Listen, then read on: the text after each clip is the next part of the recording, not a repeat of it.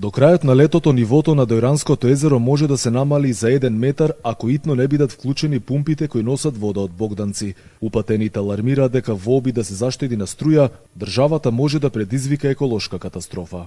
Жителите на Дојран веќе неколку месеци зборуваат дека доколку нема вода од хидросистемот Ѓавато, на крајот од летото може да не се случи повторно еколошка катастрофа, односно водата на езерото да падне и најмалку и до 1 метар. Пумпите од хидросистемот биле исклучени пред повеќе од 3 месеци. Сега каналот кој го полни езерото е речиси сув и веќе делумно обраснат со вегетација. Хидросистемот кој е во надлежност на Министерството за животна средина веќе 3 месеци не е во функција.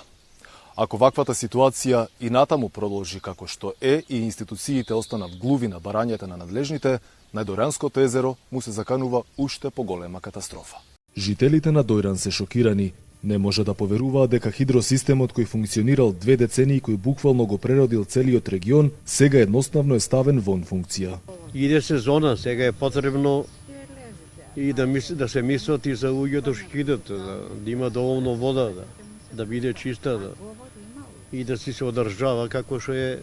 Најлоша работа да штедиш, за толку валјда сиромашна е Македонија. Македонија, ама за толку треба да има пари да го одржава езерот. Ако остане вака, добро ќе биде. Ако не, помпите ќе се активират, мора. Туристи преку летото полно е овде. И градоначалникот на Дојран признава дека системот бил исклучен за да се заштеди на струја, но вели дека не постои можност да биде предизвикана еколошка катастрофа.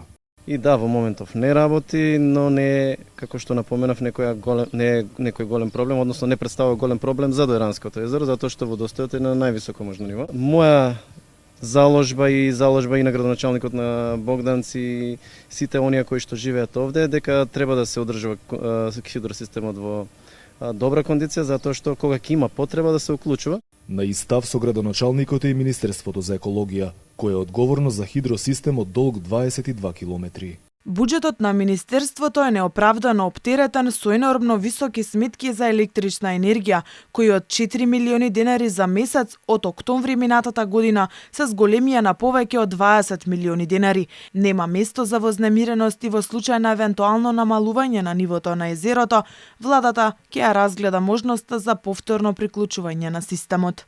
Сепак хидролозите предупредуваат дека проблемот ќе дојде до израз посебно во месеците август и септември, кога е најголемо испарувањето на водата, но кога и од грчка страна на езерото се вклучуваат пумпите за наводнување.